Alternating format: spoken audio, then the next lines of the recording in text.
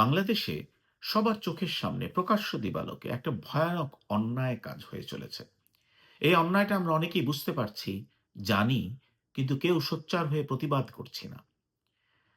বিশ্ব স্বাস্থ্য সংস্থার মতে একটা দেশে স্বাভাবিকভাবে প্রসব হবার হারটাই অধিকাংশ হওয়া উচিত। 85% ডেলিভারি হবে স্বাভাবিকভাবে। শুধুমাত্র সর্বোচ্চ 15% ক্ষেত্রে বিশ্ব স্বাস্থ্য সংস্থা বলছে, চিকিৎসা বিজ্ঞান বলছে, কিছু জটিলতা দেখা দিতে পারে। সেখানে মা এবং নবজাতকের জীবন বাঁচানোর জন্য সিজারিয়ান করতে হবে। কিন্তু সেটা কখনোই 15% বেশি যাবে না।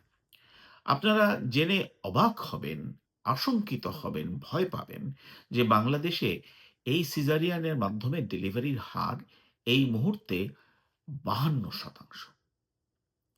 বিগত কয়েক দশক ধরে আমাদের চোখের সামনে এই হারটি ক্রমাগত বাড়ছে, কিন্তু কেউ আমরা এটা নিয়ে কথা বলছিলাম না।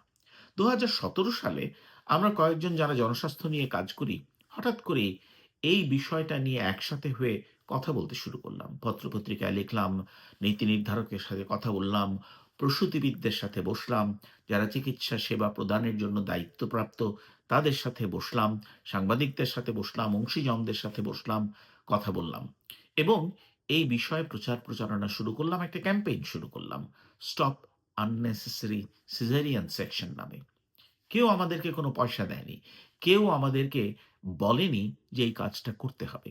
আমরা স্বপ্রণোদিত হয়ে এই বিরাট সমস্যাটা যেন আরো বেড়ে না যায়, সেই জন্য সোচ্চার হলাম। গত মার্চ মাসে কেনিয়ার নাইরোবি শহরে যে আন্তর্জাতিক মাতৃ, শিশু এবং নবজাতক সম্মেলন হলো, যেটা প্রতি ২ বছর পর, পর হয়, সেখানে আমরা এই ক্যাম্পেইনের গল্পটা বলেছি। যাতে করে বিশ্ববাসীর দৃষ্টি সেখানে আকর্ষিত হয়। সারা পৃথিবী থেকে প্রায় ৬০-৬৫ টা দেশের ১৮০০ প্রতিনিধি সেই সম্মেলনে যোগ দিয়েছিলেন। এই ক্যাম্পেইনের অতি স্বল্প সময়ের সাফল্যের গল্প। ক্যাম্পেইন হিসেবে, অর্থাৎ ইংরেজিতে একটা কথা আছে, এলিফ্যান্ট ইন দ্য রুম। তার মানে ঘরে একটা বড় হাতি দাঁড়িয়ে আছে বা হাতি বেড়ে উঠেছে, কিন্তু আমরা কেউ সেটা খেয়াল করছি না। ক্যাম্পেইনের ফলে এই বিরাট সমস্যাটার প্রতি নীতি নির্ধারকদের, সরকারের বিভিন্ন মহলে এবং অংশীজনদের মধ্যে যারা এই কাজটাতে একটা ভূমিকা রাখতে পারেন, তাদের দৃষ্টি আকর্ষিত হয়েছে।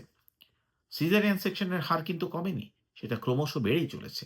মানে আমাদেরকে আরো অনেক কিছু করতে হবে। আমাদের এই ক্যাম্পেইনের ফলেই হাইকোর্ট নির্দেশ দিয়েছেন সরকারের প্রতি যে আশু ব্যবস্থা যেন নেওয়া যায়।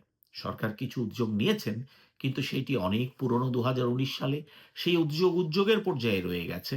কিন্তু কোনো বাধ্যতামূলক আইন প্রণীত হয়নি। আসুন আমরা সবাই যুক্ত হই, যেন অপ্রয়োজনীয় সিজারিয়ান অপারেশন নের হার স্বাভাবিক মাত্রায় নেমে আসে।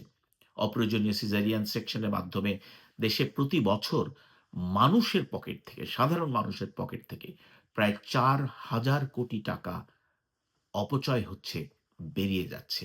অসংখ্য পরিবার দারিদ্র্যে নিমজ্জিত হচ্ছে। আসুন আমরা সবাই সোচ্চার হই। আমাদের যার জায়গা থেকে আমাদের দায়িত্বটা পালন করি। অপ্রয়োজনীয় সিজারিয়ান সেকশন বন্ধ করি।